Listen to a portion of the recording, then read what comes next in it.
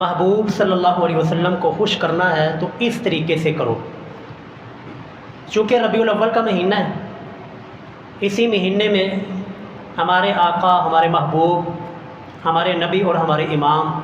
حضرت محمد مصطفیٰ صلی اللہ علیہ وسلم دنیا کے اندر تشریف لائے۔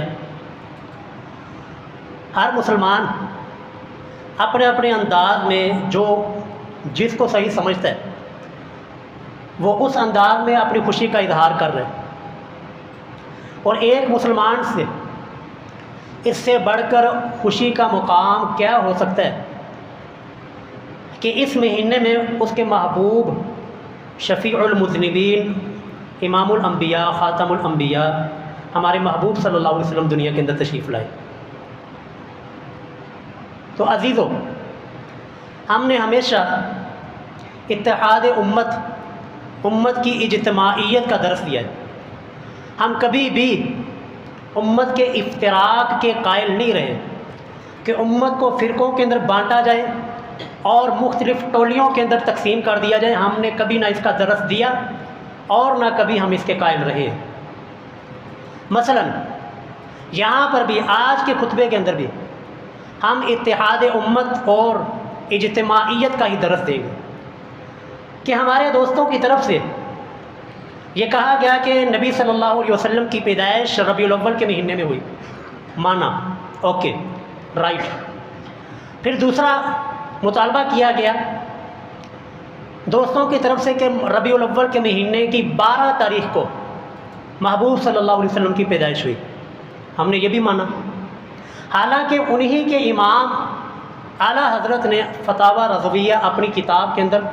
8 ربیع الاول رسول اللہ صلی اللہ علیہ وسلم کی پیدائش کا دن لکھا ہے۔ لیکن اس کے باوجود ہم ایک اتحاد کے لیے ہم یہ بھی مان لیتے کہ رسول اللہ کی پیدائش 12 ربیع الاول کو ہے۔ اس سے بڑھ کے پھر یہ مطالبہ کیا گیا چونکہ ہمارے نبی صلی اللہ علیہ وسلم وہ رحمت للعالمین ہے، اللہ کا فضل اور اللہ کا احسان ہے، ہم نے اس کو بھی مانا کہ واقعتاً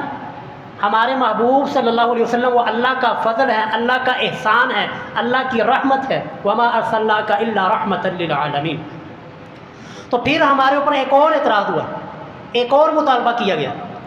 کہ یار جب تم نے ربیع الاول کو مان لیا، 12 ربیع الاول کو مان لیا، رسول اللہ کو رحمت للعالمین مان لیا، اللہ کا فضل اور اللہ کی رحمت مان لیا، تو اب قرآن نے ایک اصول دیا ہے۔ قرآن کہتا ہے 11واں پارہ سورہ یونس کہ اللہ فرماتے ہیں قل اے نبی صلی اللہ علیہ وسلم آپ فرما دیجئے بفضل اللہ، اللہ کے فضل، وبرحمتہ اور اللہ کی رحمت ملنے پر فلیفرحوا، ان کو خوشی منانی چاہیے، ان کو خوش ہونا چاہیے۔ ہم نے حالانکہ یہ آیت قرآن کے بارے میں ہے، میں اس کی تفصیل کے اندر بھی نہیں جاتا،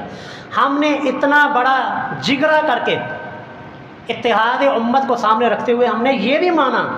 کہ یار یہ نبی صلی اللہ علیہ وسلم کے بارے میں، چلو یہ بھی مان لیا کہ رسول اللہ کی آمد کے اوپر خوش ہونا چاہیے، خوشی منانی چاہیے۔ وہ دنیا کا بدبخت ترین انسان ہوگا جو نبی کے آنے کی خوشی، رسول اللہ کی آمد کی خوشی نہ منائے۔ یہاں تک تو جی ہم نے سارے مطالبات مانے، اب اگلا مطالبہ ہمارا بھی ہے، اگلا سوال ہم نے رکھنا ہے۔ سوال یہ ہے کہ خوشی تو منانی ہے، رسول اللہ اللہ کی رحمت ہے، اللہ کا فضل ہے، آپ کے آنے کی خوشی ہر مسلمان کو ہے، لیکن سوال یہ ہے عزیزو کہ خوشی منانی کیسے ہے؟ خوشی منانے کا طریقہ وہ اپنانا کیا ہے؟ کس طریقے سے خوشی منانی؟ ہر فرقے نے، ہر انسان نے، ہر گروہ نے، ہر علاقے والوں نے اپنے اپنے اپنے خوشی کے طریقے نکالے ہوئے۔ یار خوشی منانے کے لیے صلح حدیبیہ کے موقع پر حضرت سیدنا علی المرتضیٰ رضی اللہ تعالی عنہ،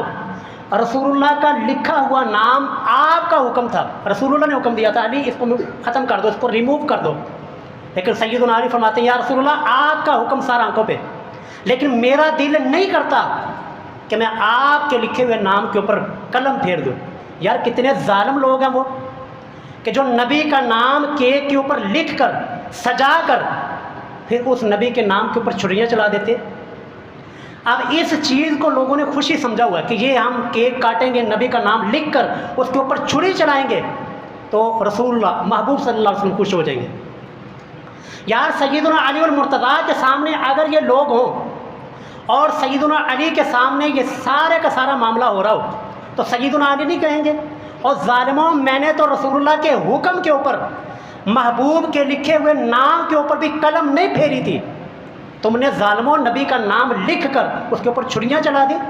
چھریاں چلائی نہیں، پھر اس نبی کے لکھے ہوئے نام کو تم کھا گئے، اور کتنے بڑے تم ظالم ہو۔ تو عزیزوں، کسی بھی انسان کو خوش کرنے کے لیے سب سے پہلے اس کی طبیعت کو سمجھنا ضروری ہوگا کہ ہم جس کو خوش کرنا چاہتے ہیں اس کا مزاج کیا ہے، وہ کس چیز کو پسند کرتا ہے، وہ کس چیز کو ناپسند کرتا ہے، کون سی چیز اس کو اچھی لگتی ہے اور کون سی چیز اس کو اچھی نہیں لگتی۔ مثلاً جی اب شیر کے سامنے انسان بہت زبردست قسم کی خوشبودار گھاس اس کے سامنے رکھ دے، اب شیر کا مزاج نہیں ہے گھاس کھانا۔ بکری کے سامنے بڑا ہی بہترین قیمہ بنا کر وہ بکری کے سامنے رکھ دیا جائے، بکری کا مزاج ہی نہیں ہے۔ تو اسی طرح جو انسان جس کو شوگر ہے، شوگر والے انسان کے سامنے آپ بڑی اعلیٰ قسم کی مٹھائی اور برفی اور رس گلے گلاب جامن اس کے سامنے رکھ دیں، لو جی کھاؤ، ہم آپ کو خوش کرنا چاہتے ہیں، وہ خوش ہونے کے بجائے لتر مارے گا کہ تجھے نہیں پتہ مجھے شوگر ہے، مجھے یہ چیز ناپسند ہے، میں اس کو پسند نہیں کرتا۔ اور یار ہم نے اپنے محبوب کو خوش کرنا ہے، اپنے نبی کو خوش کرنا ہے، لیکن کبھی کسی نے نہ ہمیں بتایا نہ ہم نے کبھی سوچا کہ یار محبوب کن چیزوں سے خوش ہوتے تھے اور محبوب کن چیزوں سے ناراض ہوتے تھے۔ کیا ہم یہ جو عمل کر رہے ہیں، یہ محبوب کو خوش کرنے کا یہ جو طریقہ اور رواج ہم اپنا رہے ہیں، کیا اس طریقے سے محبوب صلی اللہ علیہ وسلم خوش ہوں گے یا کہ ناراض ہوں گے؟ کبھی سوچا ہی نہیں کسی نے۔ تو آج کے خطبہ جمعۃ المبارک میں ہم نے انہی چیزوں کو، رسول اللہ کے مزاج مبارک کو رکھنا ہے کہ محبوب کو خوش کرنا ہے۔ خوشی ہوتی ہے، ہر انسان کو خوشی ہے، لیکن خوشی منانے کا طریقہ الگ الگ ہے۔ ہم یہ اس طرح کیک بنا کر اس کو کیوں نہیں کاٹتے؟ ہم یہ جلوس لے کر روڈوں کے اوپر کیوں نہیں نکلتے؟ اور ہم یہ بیت اللہ کے ماڈل بنا کر اور گلیاں سجا کر لائٹیں لگا کر اور نعرے لگا کر ہم اس طرح میلاد کیوں نہیں مناتے؟ عزیزو، وجہ یہ ہے کہ ہم نے محبوب صلی اللہ علیہ وسلم کا مزاج سمجھا ہوا ہے کہ ہمارے محبوب کو کون سی چیز پسند ہے اور کون سی چیز ناپسند ہے۔ آئیے جی، سب سے پہلا 3-4 احادیث میں آپ کے سامنے رکھ دوں گا، آپ کو ان احادیث کو سن کر پڑھ کر آپ خود اندازہ لگا لیجئے گا کہ محبوب صلی اللہ علیہ وسلم کا مزاج یہ تھا جو آج ان لوگوں نے اپنایا ہوا ہے۔ کیا محبوب کو اگر دنیا کے اندر تشریف لے آئیں اور رسول اللہ کو یہ دکھایا جائے کہ آپ کے 12 ربیع الاول کو یوم پیدائش بنا کر یہ لوگ یہ خرافات کر رہے ہیں؟ تو پہلی جی حدیث سنن نبی داؤد کی حدیث ہے، 2140 حدیث کا نمبر 2140، سنن نبی داؤد۔ حضرت قیس بن سعد رضی اللہ تعالیٰ عنہ صحابی رسول ہیں، اور حضرت سعد بن عبادہ جو کہ مدینہ کے اندر قبیلہ خزرج کے سردار تھے، یہ ان کے بیٹے ہیں، حضرت قیس بن سعد رضی اللہ تعالیٰ عنہ۔ یہ سفر پہ جاتے ہیں، سفر کر کے سفر سے واپس آ کر رسول اللہ صلی اللہ علیہ وسلم کے سامنے حاضر ہوتے ہیں۔ ایک روایت میں ہے کہ رسول اللہ کے سامنے سجدہ کرتے ہیں حضرت قیس بن سعد رسول اللہ کے صحابی، لیکن ایک روایت یہ جو سنن نبی داؤد کی ہے، اس روایت میں سجدہ کرنے کا ذکر نہیں ہے، صرف آ کر رسول اللہ کے سامنے کہتے ہیں یا رسول اللہ میں فلاں علاقے میں گیا تھا، میں نے وہاں پر دیکھا کہ لوگ اپنے سردار کو سجدہ کر رہے ہیں، اپنے بڑے کو سجدہ کر رہے ہیں، یا رسول اللہ ہمارے بڑے، ہمارے سردار، ہمارے آقا، ہمارے مولا تو یا رسول اللہ آپ ہیں، لہذا ہمارا حق بنتا ہے، میرا دل کرتا ہے یا رسول اللہ، میرا دل کرتا ہے کہ آپ کو خوش کرتے ہوئے آپ کو سامنے سجدہ کروں۔ لو جی، پاکستان کا کوئی پیر ہوتا، ہمارے یہاں کا کوئی درباری، کوئی ملنگ ہوتا، اس نے تو شاباش دینی، ویری گڈ جی، بہت ویل ڈن، بہت اچھا نظریہ، بہت اچھی سوچا، کر سجدہ، لیکن وہ تو امام الموحدین ہمارے محبوب صلی اللہ علیہ وسلم تھے، وہ تو ساری دنیا سے توڑ کر ساری کائنات کو رب کے سامنے جھکانے والے تھے۔ تو صحابی رسول کی اس خواہش کے مقابلے میں رسول اللہ فرماتے ہیں، اے میرے صحابی، ارأیت لو مررت بقبری اکنت تسجد لہ، کہ صحابی تیرا کیا خیال ہے کہ جب میں دنیا سے چلا جاؤں گا، میری قبر بنے گی،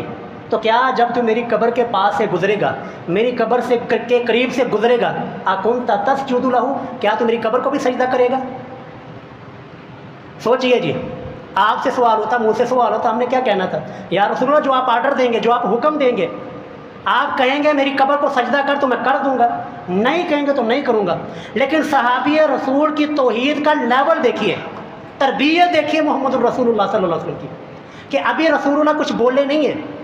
ابھی کچھ آپ نے کلام نہیں فرمایا، صرف یہ پوچھا ہے کہ جب تو میری قبر کے قریب سے گزرے گا تو وہاں پر بھی سجدہ کرے گا۔ صحابی نے بغیر رسول اللہ کی رائے پوچھے، بغیر رسول اللہ صلی اللہ علیہ وسلم سے سوال کیے، فوراً کہہ دیا جی لا، یا رسول اللہ میں آپ کی قبر کو سجدہ کوئی نہیں کرنا، ہاں زندہ ہیں آپ سجدہ کا حکم دیتے میں کرنے کے لیے تیار ہوں، لیکن سر قبر کو سجدہ، صحابی کا توحید کا لیول دیکھیے کہ رسول اللہ سے پوچھے بغیر کہہ دیا یا رسول اللہ آپ کی قبر کو سجدہ کوئی نہیں کرنا۔ اتنا رسول اللہ صلی اللہ علیہ وسلم نے اپنے جانثاروں کو توحید کا درس دیا ہوا تھا۔ تو رسول اللہ نے فرمایا کہ جب میری قبر کو سجدہ نہیں ہو سکتا تو پھر مجھے زندے کو بھی قبر سجدہ نہیں ہو سکتا۔ اگر میں سجدہ کسی کو جائز سمجھتا تو میں عورت کو حکم دیتا، بیوی کو حکم دیتا کہ وہ اپنے خامد کو سجدہ کرے۔ تو عزیزو، اس حدیث سے ہمیں اپنے محبوب صلی اللہ علیہ وسلم کا مزاج سمجھ آیا کہ رسول اللہ نہ کسی زندے کو سجدہ کرنے کے اوپر خوش ہے، نہ ہی کسی قبر کے سامنے سجدہ کرنے کے اوپر خوش ہے۔ تو میلاد کے نام پر، میلاد کے جلسوں میں، میلاد کی محفلوں میں ایک بابا آ کے سامنے بیٹھ جاتا ہے، لوگ آ کے سجدے شروع کر دیتے ہیں، اور لوگ یہ سمجھتے ہیں کہ ہم اس کے سامنے سجدہ کریں گے ہمارا محبوب خوش ہوگا، اس کے سامنے سجدہ کریں گے، پیشانی رکھیں گے تو میلاد منایا جائے گا، یہ جشن ہو رہا ہے، یہ خوشی منائی جا رہی ہے رسول اللہ کے دنیا کے اندر آنے کی۔ اور میرے بھائی، اور محبوب صلی اللہ علیہ وسلم نے تو اپنے سامنے سجدہ کرنے کو گوارا نہیں سمجھا، اور جو آج کا ملنگ ہو اور چرسی اور پاؤڈری ہو اس کے سامنے، رسول اللہ کے سامنے اس بندے کو سجدہ کیا جائے تو یہ محبوب کی خوشی کا مقام نہیں، یہ غصے کا مقام ہوگا۔ اسی طرح محبوب صلی اللہ علیہ وسلم نے قبر کے سامنے سجدہ کرنے کو بھی ناپسند کیا ہے، رسول اللہ قبر کے سامنے سجدہ کرنے سے بھی خوش نہیں ہوئے، لہذا آج جو طریقہ اپنائے کہ کسی کی قبر کے اوپر جا کر سجدہ کرے اور ذہن یہ بنائے، ذہن یہ ہو کہ یار میں اس کی قبر کو سجدہ کروں گا محبوب خوش ہوگا، سر محبوب کوئی خوش نہیں ہوگا، بلکہ محبوب صلی اللہ علیہ وسلم تو اتنے سخت الفاظ ارشاد فرما کر یہ لعن اللہ الیہود والنصارى، کہ اللہ یہود و نصارہ کے اوپر لعنت کرے، کیوں؟ اتخذوا قبور انبیائہم مساجد، کہ انہوں نے انبیاء کی قبروں کو، سر انبیاء کو، اللہ کے ولیوں کی قبروں کو، یہ لچے لپھنگے اور یہ چرسی اور پوڈری اور یہ ننگے پیروں کی قبروں کو نہیں، اللہ کے نبیوں کی قبروں کو انہوں نے سجدہ گاہ بنایا، تو محبوب صلی اللہ علیہ وسلم ان کے اوپر بھی لعنت کر رہے ہیں۔ تو کیسے جی آپ نے سوچ لیا کہ ہم کسی کی قبر کو سجدہ کریں گے، کسی بابے کو سجدہ کریں گے، کسی کے سامنے اپنی پیشانی جھکائیں گے تو محبوب خوش ہوگا؟ سر نہیں، خوش نہیں ہوگا، یہ محبوب کا مزاج نہیں ہے۔ محبوب کا مزاج اس حدیث سے ہمیں سمجھ آیا کہ پیشانی اور یہ انسان کی یہ جو سر ہے یہ رب کے علاوہ کسی کے سامنے نہیں جھکنی چاہیے۔ آئیے یہ دوسرا مزاج، پہلا ہمیں سمجھ آ گیا کہ سجدہ کرنے سے، کروانے سے زندہ کو، مردہ کو، قبر کو، دربار کو، مزار کو، پنجے کو، کسی کو بھی سجدہ کرنے سے محبوب خوش نہیں ہوتا۔ دوسرا جی رسول اللہ صلی اللہ علیہ وسلم کا مزاج مبارک، سلسلہ الصحیحہ کے اندر شیخ البانی یہ حدیث لے کر آئی، حدیث کا نمبر 925 925۔ ایک صحابی رسول اللہ کے سامنے تشریف فرمائیں، بات چل رہی ہے، بات کے دوران نہ صحابی رسول کی زبان سے نکلتا ہے یا رسول اللہ ما شاء اللہ وشئت، یا رسول اللہ مجھے کیا، جو آپ چاہیں اور جو اللہ چاہے۔ آئے ہاں یار، یہ میں کہتا ہوں کوئی پاکستان کا کوئی پیر، کوئی درباری ملا ہوتا اس نے تو خوشی سے جھوم جانا تھا، شاباش دینی تھی، لیکن یہ تو امام الموحدین کیا کہتے ہیں، رسول اللہ کی خوشی کیا ہے، محبوب کی خوشی کیا ہے؟ محبوب صلی اللہ علیہ وسلم فرماتے ہیں اجعلتنی مع اللہ عدلا، اور ایک حدیث میں ہے، ایک روایت میں اجعلتنی للہ اجعلتنی مع اللہ ندا، اور ظالم تو نے مجھے اللہ کے برابر بنا دیا، تو نے مجھے اللہ کا ہمسر اور اللہ کا شریک بنا دیا۔ صرف کس بات کے اوپر جی؟ صرف صحابی نے یہ کہا کہ یا رسول اللہ جو اللہ چاہے اور جو آپ چاہے، کوئی شرکیہ جملہ نہیں کہا، کوئی سجدہ نہیں کیا، کوئی برد و جولی میری یا محمد یہ لفظ نہیں کہا، صرف یہ کہا یا رسول اللہ جو آپ چاہے اور جو رب چاہے۔ اس کے جواب میں محبوب کا مزاج دیکھیے، رسول اللہ کیا فرماتے ہیں اجعلتنی مع اللہ ندا، اور تو نے مجھے اللہ کے برابر کر دیا، مجھے اللہ کا شریک ٹھہرا دیا، بل قل ما شاء اللہ وحدہ، بلکہ تو یہ اپنی زبان سے کہہ، بلکہ صرف اور صرف جو اللہ چاہے وہی ہوتا ہے، محمد الرسول اللہ کے چاہنے سے کچھ نہیں ہوتا۔ پتہ چلا جی محمد الرسول اللہ کا مزاج۔ جب آپ کی میلاد کی محفلوں میں جب یہ وہاں پہ بیٹھا ہوا مولانا یہ پڑھے لی خمسۃ اطفئ بها حر الوباء الحاطمہ المصطفیٰ والمرتضیٰ وبناہما والفاطمہ، تو محبوب کو خوش کرنے کے لیے ترجمہ اس کا کیا ہے کہ جی دنیا کی ساری وبائیں، ساری کی ساری دنیا کی بیماریاں میں ان 5 نام لے کر ساری کی ساری ختم کر دیتا ہوں۔ اور کون سے 5 نام ہے جی؟ المصطفیٰ محمد الرسول اللہ، والمرتضیٰ سیدنا علی، وابناہما ان کے 2 بیٹے سیدنا حسن اور سیدنا حسین، والفاطمہ اور سیدہ فاطمہ۔ اور یار محبوب صلی اللہ علیہ وسلم تو اس بات کے اوپر بھی ناراض ہوں کہ تو نے مجھے اللہ کے ساتھ اللہ کی مشیت میں، اللہ کی چاہت میں تو نے میرا ذکر کیوں کر دیا؟ وہاں پر سر میلاد کے محفلوں میں، میلاد کے جلسوں میں یہ شعر پڑھے جائیں کہ میں پنجتن پاک سے ساری مصیبتیں دور کر دیتا ہوں، پنجتن پاک کا نام لے کر ساریاں بیماریاں میں ختم کر ہی چھوڑنا، تو محبوب صلی اللہ علیہ وسلم اس سے کیا خوش ہوں گے؟ یہ رسول اللہ کو خوش کرنے کا یہ طریقہ ہے، جبکہ محبوب کا مزاج یہ ہو کہ رب العالمین کی چاہت کے ساتھ بھی اپنی چاہت جڑنے نہیں دیتے، اور آپ یار پنجتن پاک کو رسول اللہ کے اللہ کے مقابلے میں لے کر آئے اور سوچیں کہ جی محمد الرسول اللہ خوش ہو جائیں گے، تیرا کھاواں تے تیرے گیت گاواں یا رسول اللہ، یعنی رزق کی تقسیم میں آپ نے رسول اللہ کو بھی شریک کر دیا، جبکہ محبوب کا مزاج تو یہ ہے کہ محبوب صلی اللہ علیہ وسلم اللہ کی مشیت میں، اللہ کے چاہت میں، اللہ کے ارادے میں بھی اپنا ارادہ، اپنی مشیت، اپنی چاہت وہ برابر ہونے کو بھی رسول اللہ پسند نہیں فرماتے، اور آپ کہیں جی تیرا کھاواں کہ تیرے گیت گاواں یا رسول اللہ، اور یہ پڑھ کر آپ یہ سوچیں یار محبوب خوش ہو جائے گا، نہ سر ایسے محبوب کبھی خوش نہیں ہوگا۔ آپ سارا اپنی محفل میلاد کے اندر یہ نعتیں ان کو کیا کہا جائے، نعت ہوتی ہے رسول اللہ کی شان میں، اور یہ نظم کہہ لیں، آپ شعر کہہ لیں، یا غوث اج کرم کرو اج کرم کمان دا ویلا ہے۔ اور یار محبوب صلی اللہ علیہ وسلم کا مزاج تو یہ ہے کہ آپ تو اللہ کی مشیت، اللہ کے ارادے کے ساتھ بھی اپنا ارادہ پسند نہ کریں، اور آپ کی محفل میلاد کے اندر یہ شعر پڑھے جائیں، یا غوث اج کرم کرو تے کرم کمان دا ویلا ہے، اور آپ یہ سوچیں یار اس سے محبوب خوش ہوگا، امپاسبل۔ محبوب کو خوش کرنے کا سر یہ طریقہ نہیں ہے، محبوب کا مزاج نہیں ہے ان چیزوں سے خوش ہونے کا۔ آئیے دی وقت مختصر ہے، تیسری حدیث جس سے آپ کو سمجھ آئے گا کہ رسول اللہ کا مزاج کیا تھا، رسول اللہ کیسے خوش ہوتے تھے، کن چیزوں سے آپ خوش ہوتے تھے، کن چیزوں سے آپ ناراض ہوتے تھے۔ اگر رسول اللہ دنیا کے اندر موجود ہوتے، ہم جا کر آپ کے سامنے عرض کرتے یا رسول اللہ اپنی پسند بتائیں، آپ کس چیز سے خوش ہوتے، کس چیز سے ناراض ہوتے۔ آج دنیا کے اندر محبوب صلی اللہ علیہ وسلم تو نہیں، آپ کی تعلیمات، آپ کے فرامین، آپ کی احادیث وہ اللہ نے قیامت تک محفوظ رکھی ہیں، ان احادیث میں رسول اللہ کا مزاج ذکر کیا گیا۔ اگلی حدیث جی صحیح مسلم کی حدیث ہے، 2010 نمبر حدیث 2010۔ ایک خطیب، ایک مبلغ، ایک تقریر کرنے والا رسول اللہ کے سامنے تقریر کر رہے ہیں، رسول اللہ کے سامنے گفتگو ہو رہی ہے، خطاب ہو رہا ہے، ایک خطیب ایک خطبہ دے رہا ہے، خطبہ دیتے ہوئے اس نے کہہ دیا من یطیع الرسول من یطیع اللہ ورسولہ فقد رشد، کہ جس نے اللہ کی اطاعت کی اور رسول اللہ صلی اللہ علیہ وسلم کی اطاعت کی وہ کامیاب ہو گیا، وہ ہدایت کے راستے کے اوپر آ گیا۔ ومن یعصہما، جس نے ان دونوں کی نافرمانی کی فقد غوا، تو وہ گمراہ ہو گیا۔ تو رسول اللہ صلی اللہ علیہ وسلم جی اس جملے کے اوپر وَمَن يَعْصِمَا ترجمہ بالکل ٹھیک بنتا ہے، مطلب بالکل ٹھیک بنتا ہے، کوئی مطلب کہ اس کے اندر کوئی کمی نہیں ہے، کوئی کمزوری نہیں، کوئی کجی نہیں ہے، ترجمہ یہی بنتا ہے جو ان دونوں کی یعنی اللہ اور اس کے رسول کی نافرمانی کرے فقط غوا، تو وہ گمراہ ہے۔ کیوں جی یہ کوئی جملہ تھا غصہ کرنے والا؟ لیکن محبوب کا مزاج دیکھیے، محبوب صلی اللہ علیہ وسلم اس جملے کی وجہ سے بھی غصہ ہو جاتے، اس جملے کی وجہ سے بھی آپ ناگوار اس جملے کو محسوس کرتے ہو اور فرماتے ہو بئس الخطیب وانتا ہو، تو کتنا برا خطیب ہے۔ یہ خطابت کا یہ اصول ہوتا ہے، کس قدر یار تو برا خطیب ہے، بلکہ تو اس طرح کیا ہے کہ وَمَن يَعْصِ اللَّهَ وَرَسُولَهُ، جو اللہ کی اور اس کے رسول کی نافرمانی کرے فقد غوا، تو وہ اصل میں گمراہ ہے۔ اصل مسئلہ یہ تھا جی، یہ عربی گرامر کی تھوڑی سی بات سے میں انشاءاللہ آسان کرنے کی کوشش کرتا ہوں۔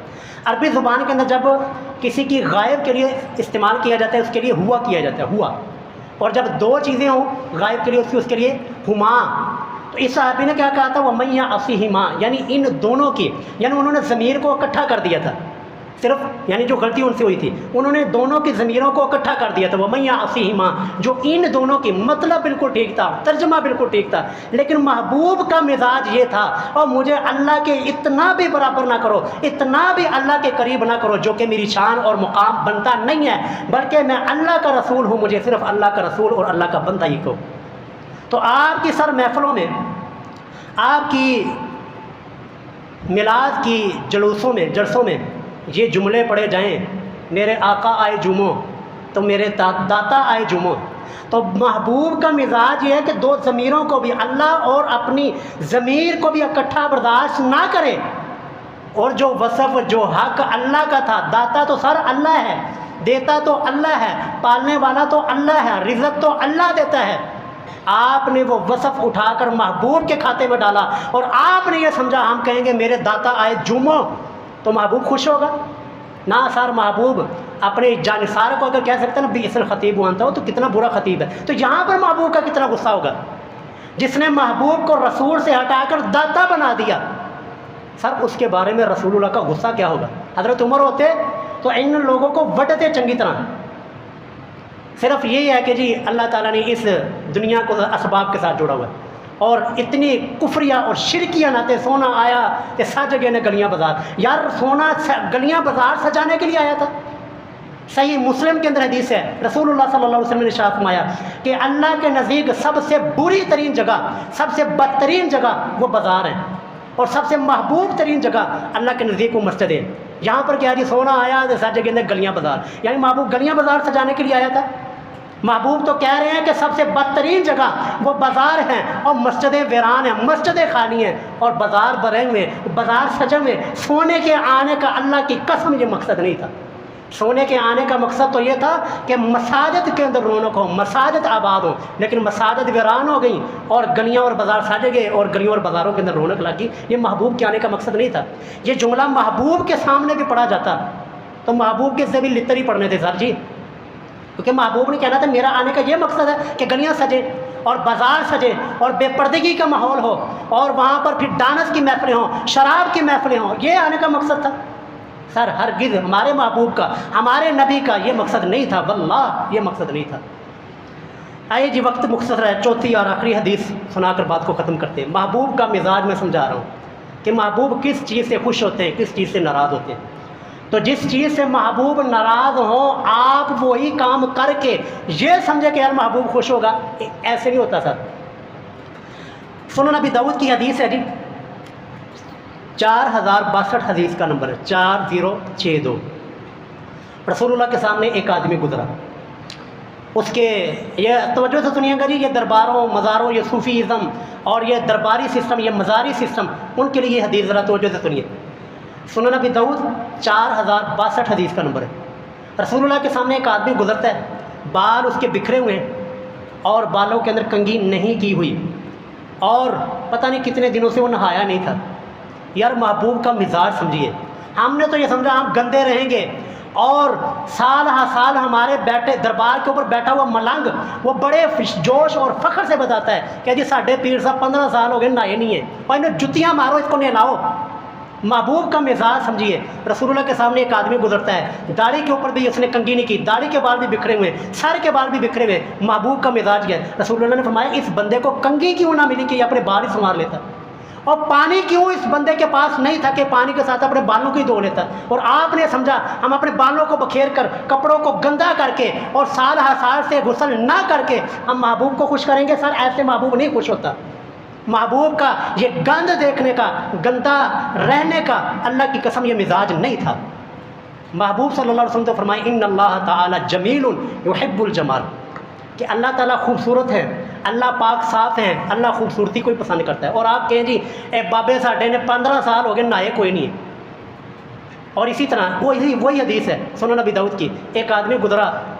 ایک اور رسول اللہ کے سامنے ایک آدمی گزرا، اس کے کپڑے گندے تھے، کپڑے میلے کچیلے تھے. محبوب صلی اللہ علیہ وسلم نے فرمایا اس بندے کو کوئی ایسی چیز نہیں ملی تھی کہ یہ اپنے کپڑے صاف کر لیتا،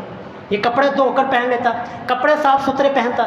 اور عزیزوں محبوب کا مزاج تو یہ ہو کہ محبوب پاکی کو پسند کرے، اور صفائی کو پسند کرے، اتنا پسند کرے کہ محبوب کہہ دے الطہور شطر الایمان، کہ پاکی صفائی یہ ایمان کا حصہ ہے۔ آپ کے بیٹھے ہوئے ملنگ، آپ کے بیٹھے ہوئے پیر وہ 15 سال نہ نہائے، اپنی داڑھی کو صاف نہ کرے، کنگھی نہ کرے، بالوں کو بکھیر کے رکھے، کپڑوں کو پھاڑ کے رکھے، اور کپڑے پہنے تو آدھے پہنے، کپڑے نہ پہنے تو ننگا پیر کہلائے، یہ حرکتیں کر کے آپ سمجھے کہ محبوب خوش ہوگا؟ سر ایسے یہ محبوب کا مزاج نہیں ہے۔ محبوب واللہ العظیم ان چیزوں سے خوش نہیں ہوتا۔ یار محبوب کا مزاج تو یہ ہو جب بیت اللہ چھوڑ رہے ہوں، جب آپ نے ہجرت کی ہے، اٹھائیں جب ساری سیرت کی کتابیں اٹھائیں کہ رسول اللہ نے ہجرت کیسے کی ہے۔ آپ کے چہرہ انور کے اوپر آنسو رواں تھے، آپ تو روتے ہوئے بیت اللہ کی طرف دیکھ کر بیت اللہ کو اشارہ کرتے ہوئے کہیں اے بیت اللہ تجھے چھوڑنے کو دل نہیں کرتا، تجھ سے دور ہونے کو دل نہیں کرتا، لیکن تیری قوم یہاں پر رہنے نہیں دیتی۔ اور محبوب کا مزاج تو یہ ہو کہ بیت اللہ کی جدائی کو برداشت نہ کرے۔ حالانکہ یار یہ ہو نہیں سکتا تھا کہ اللہ سے دعا کرتے یا اللہ یہ بیت اللہ کو اٹھا کر فلاں جگہ کے پر منتقل کر دے۔ آپ کے بزرگوں کے بارے میں، آپ کے جھوٹے باپوں کے بارے میں کہانی مشہور نہیں ہے کہ رابعہ بصریہ کا طواف وہ بیت اللہ کیا کرتا تھا، نعوذ باللہ۔ یار محبوب کا تو یہ مزاج ہو، محبوب کی تو یہ کیفیت ہو کہ وہ مدینہ مکہ سے نکلتے ہیں تو آنکھوں میں آنسو ہیں، بیت اللہ کی طرف اشارہ ہے اے بیت اللہ میرا دل نہیں کرتا تجھے چھوڑنے کو، لیکن تیری قوم یہاں پر رہنے نہیں دیتی۔ تو اسی محبوب کی ولادت کی خوشی میں آ کر آپ سر لوگ اسی بیت اللہ کے ماڈل بنا کر، اور کئی جگہوں کے اوپر اس ماڈل کا طواف بھی ہو رہا ہو، لوگ وہاں پر کھڑے ہو کر دعائیں کر رہے ہوں، اور پھر شام کو اسی ماڈل کو شہید کر دیا جائے، توڑ دیا جائے، اور اس عمل سے آپ یہ سمجھے کہ محبوب خوش ہوگا؟ کیوں جی خوش ہوگا اس عمل سے محبوب؟ ہرگز محبوب اس عمل سے خوش نہیں ہوتا۔ تو اس لیے عزیزو یہ 4 احادیث میں نے آپ کے سامنے رکھی ہیں تاکہ ہمیں محبوب صلی اللہ علیہ وسلم کا مزاج سمجھ آئے۔ ہم اتحاد امت کے دائی ہیں، خوشی منانی ہے ضرور منائیں، لیکن یہ سوچ لیں کہ میرے اس عمل سے محبوب خوش ہوگا یا کہ نہیں ہوگا۔ اگر خوش ہوگا لو جی چک دو پھٹے، لیکن اگر نہیں خوش ہوگا تو سر آپ کو اور مجھے اور تمام علماء بریلویہ کو یہ سوچنا چاہیے کہ وہ اپنی عوام کو کس جہنم کی وادی کے اندر دھکیل رہے ہیں کہ وہ کرنے تو محبوب کو خوش جا رہے ہیں، لیکن آگے سے محبوب خوش ہونے کی بجائے ناراض ہو۔ تو اس لیے جی عزیزو ان چیزوں کو سمجھنے کی ضرورت ہے۔ اگلا جمعہ جی انشاءاللہ یہ تو میں نے محبوب صلی اللہ علیہ وسلم کا مزاج بتایا تھا کہ محبوب ان چیزوں سے خوش نہیں ہوتے۔ اگلا جمعہ میں انشاءاللہ میں عرض کروں گا کہ محبوب کن چیزوں سے خوش ہوتے ہیں، آپ کی پسندیدہ چیزیں کیا تھی جو کہ ہمیں یہ پیغام دیتی ہیں کہ اگر محبوب کو خوش کرنا ہے، اگر رسول اللہ کو خوش کرنا ہے، آپ کو راضی کرنا ہے، اللہ کو راضی کرنا ہے، تو کن کن چیزوں کو ہمیں کرنا ہوگا۔ لائٹیں لگانے سے میں بھی ہم بھی اپنی مسجد سجا لیتے، لیکن مسئلہ یہ ہے یار اس دور میں چراغ نہیں تھے، چراغ تھے، یہ چراغاں کی جا سکتی تھی، لیکن صحابہ کرام کو پتہ تھا محبوب کا مزاج یہ نہیں ہے۔ محبوب یہ لائٹیں لگانے سے، چراغاں کرنے سے خوش نہیں ہوتے۔ محبوب سیدنا حضرت حمزہ رضی اللہ تعالیٰ عنہ، یار ابو جہل کا جا کے سر پھاڑ دیا، لونڈی نے آ کے بتایا کہ جی آپ کے بھتیجے کو ابو جہل تنگ کرتا ہے۔ حضرت حمزہ اسلام قبول نہیں کیا، مسلمان ہوئے، اسی طرح تیر کمان ہاتھ میں اٹھایا، جا کر ابو جہل بیٹھا ہوا تھا، اس کے سر کے اوپر مارا ہے، ابو جہل کا سر پھاڑ دیا۔ آ کر بھتیجے کو بتاتے ہیں بھتیجے میں نے تیرا بدلہ لے لیا، اب خوش ہو جا۔ محبوب کیا کہتے ہیں میں اس سے خوش نہیں ہوتا، میری خوشی تو یہ ہے اب چچا جان آپ اپنی زبان سے کلمہ توحید کا اقرار کریں، آپ اپنی زبان سے لا الہ الا اللہ کہیں تو تب مجھے خوشی ہوگی۔ یہ ہے جی محبوب کا مزاج، سر پھاڑنے سے، قتل کرنے سے، اور یہ خرافات کرنے سے، یہ جنڈیاں لگانے سے، یہ محفلیں سجانے سے، اور یہ ڈانس کی محفلیں سجانے سے محبوب واللہ العظیم خوش نہیں ہوتا۔ یہ رسول اللہ کا مزاج نہیں ہے۔ اللہ رب العالمین ہمیں وہ اعمال کرنے کی توفیق عطا فرمائے جن اعمال سے واقعتاً حقیقتاً ہمارے محبوب صلی اللہ علیہ وسلم اور اللہ تعالی ہم سے راضی ہو۔